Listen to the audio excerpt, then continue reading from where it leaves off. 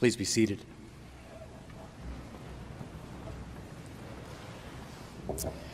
It is so good to be back with all of you.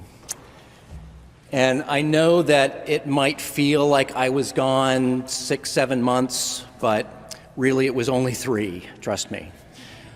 I am very grateful for the time away, and I'm also very grateful for the gentle ramp back up into full rector mode. Everyone I've talked to says that I look and sound much more relaxed, and I feel like that's true.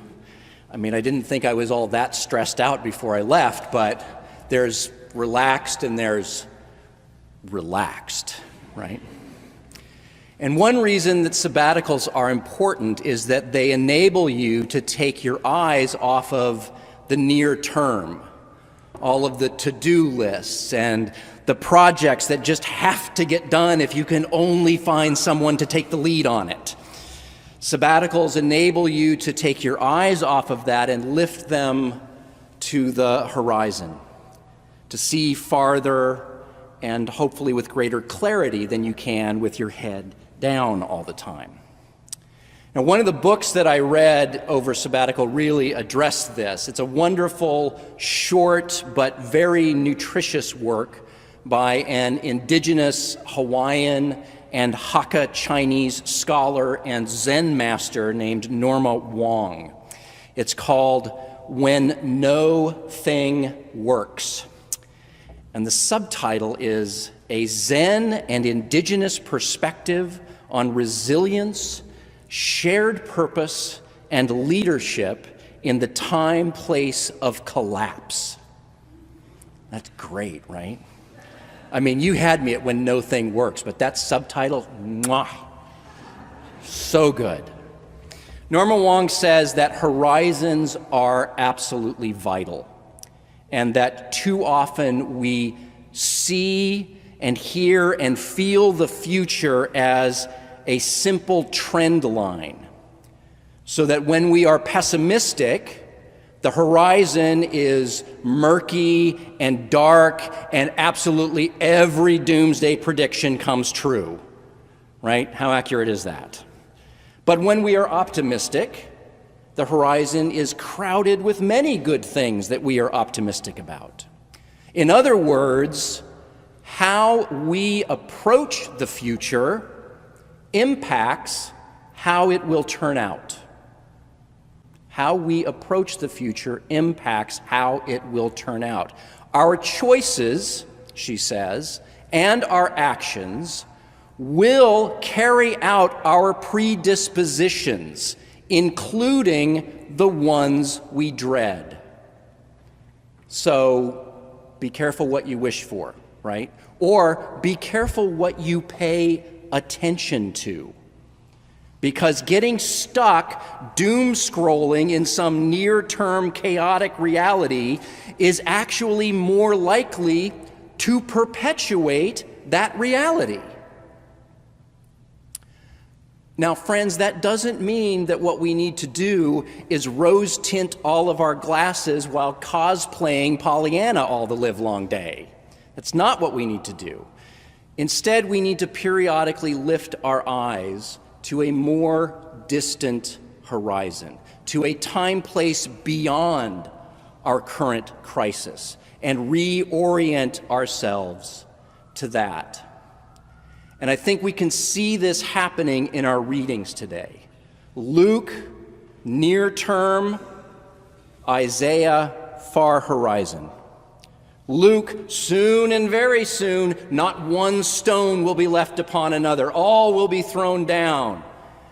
Isaiah, I am about to create Jerusalem as a joy and its people as a delight. Luke, nation will rise against nation and kingdom against kingdom. Isaiah, and the sound of weeping will no longer be heard, nor the cry of distress. You can probably feel the difference in your being, can't you?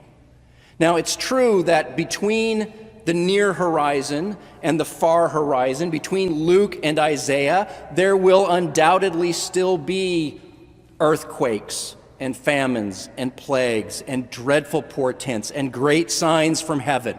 The road to that far horizon is never easy, which is why it's so important to keep our eyes on that far horizon, that place where people are cared for and thrive in such a way that no infant lives only a few days and every old person lives out a lifetime. Isaiah's vision is painted in vivid detail. It's a vision of that horizon that God intends the human experiment to end up. And that's a helpful guide for us, but it also poses some crucial questions. Like, how did our descendants, the ones who live on that far horizon, how did they get there? What did we do? How did we live? What strength and resilience did we show that set them on that path? What lessons did we pass along that kept them on that path, that enabled the generations after us to carry on despite every hardship and to reach that horizon? Or to ask it another way, when our descendants are living in those houses that they have built and eating the fruit from their vineyards, as they're enjoying the work of their hands and no longer bearing children for calamity, as they're doing all of that, what stories are they telling about us? And maybe there are stories about arrests and persecutions and about people being handed over to systems of power and brought before kings and governors and betrayed and perhaps even put to death. But depending on the things we do now, there will also be stories of our faith and our resilience. Stories about the strength of our communities, the unbelievable abundance of our generosity. Look at those Christians, see how they love one another. That could be the lore that is told. Norma Wong says that the story of the apocalyptic time place is merely a dramatic extrapolation of the now. The story of the apocalyptic time place is merely a dramatic extrapolation of the now. That's the Gospel of Luke today, right? Wars and insurrections and famine and dreadful portents. That's the real world chaos that we see whenever we open our news feeds. But if we lift our eyes to the horizon and see that far horizon story, that Isaiah story, which, as Wong says, is always beyond the apocalyptic time. It's beyond our current crisis because it is the embodiment of everything we hope our descendants will live into. It is the product, it's the destination, and the time that is made possible by hard choices and consequential decisions and big leaps now. We need constant reminders to lift our eyes to the horizon and then adjust our course accordingly. We need constant reminders of that because have you ever driven across the Great Plains and seen the Rocky Mountains begin to appear on the horizon, and you think, oh, we'll be there soon? And then hours and hours and hours and hours and hours and hours later, you're still not that much closer.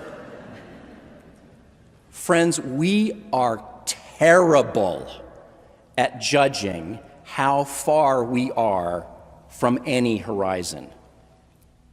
And when we get stuck with our heads down, not only do we not know really where we are, but even with the horizon in view, we still don't know how far away or how close it is. We don't know today whether we are at the beginning or in the middle or right at the end or even past the end of some great transformation. We don't know that. We will only know that in hindsight. And I'm pretty sure that's why Jesus warns us not to be led astray, right? By all those screaming, do this, do that, the end is near. No. Keep focused on what we need to be about. Practicing our faith, living our values in the world, trusting God, really trusting God, following Christ, and keeping that horizon in view, no matter how long it takes to get there. The chaos narrative is vivid in our imagination, says Wong, and because of that, she says we need to cultivate an imagination of the time place on the other side, that far horizon, because what we cannot imagine is more difficult to create. What we cannot imagine is more difficult to create, and what cannot be created simply cannot become so. That far horizon is where we need to practice and where we need to live into. And so, my friends, as I rejoin you, I invite you to look up and let's keep moving. Amen.